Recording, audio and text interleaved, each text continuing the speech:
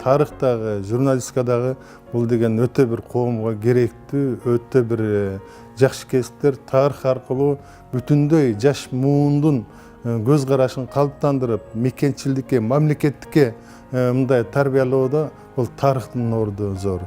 Ал эми журналистика менен коомду тазаласа болот, коомдук пикирди түзсө болот, анан керек болсо коомду башкарса болот. Тарых илимдеринин кандидаты, профессор, журналист, публицист, Кыргызстандын маданиятына эмгек сиңирген ишмер.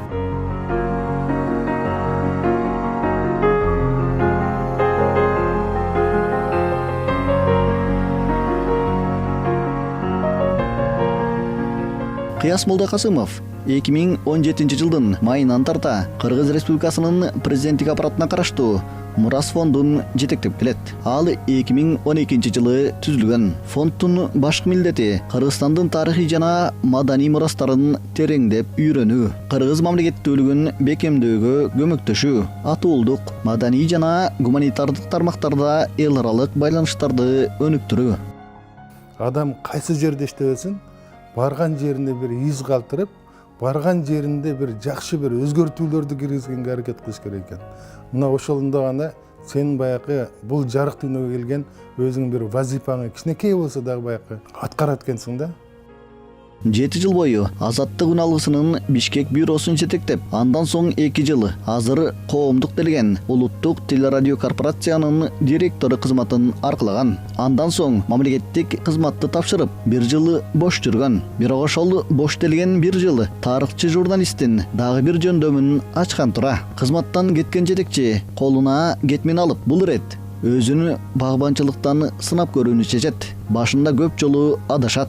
Бирок ага карабай багбанчылыктан дагы бага ачылган. Ошентип калеми менен таанылган тарыхчы чөп баскан гектарлаган жерде мөмө жемиш толгон жапжашыл бакка айландырылды. Кыяс Молдокасымовдун ошол багбанчылыктагы аракеттери орустун улуу акыны Александр Пушкиндин тажрыйба бул катаалы жаңылыштыктардын туындусу деген учкул кебин эске салат.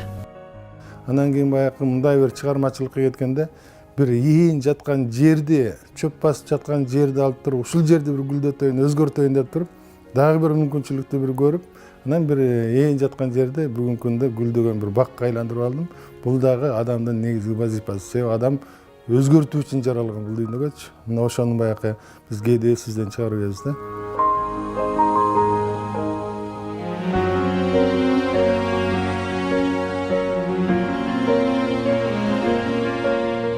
Кыяс Молдокасымов 1963 жылы Ош облусунун Өзгөн районундагы Көлдүк айылында туулган.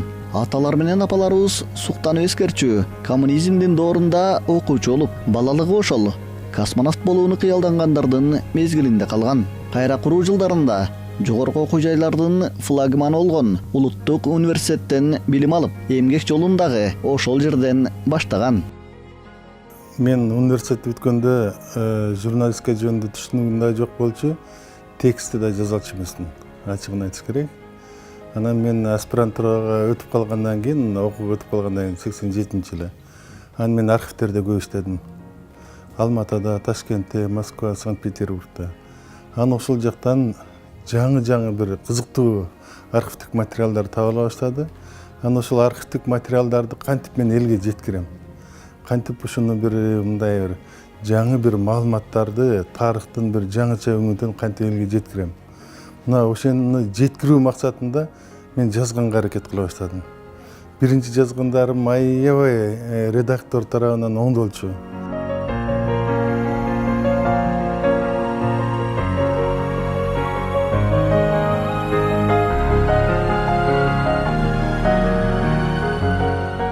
Нурбек Боркошев, Сырбек Сметеев, Кутман таң көрсөтүүсү.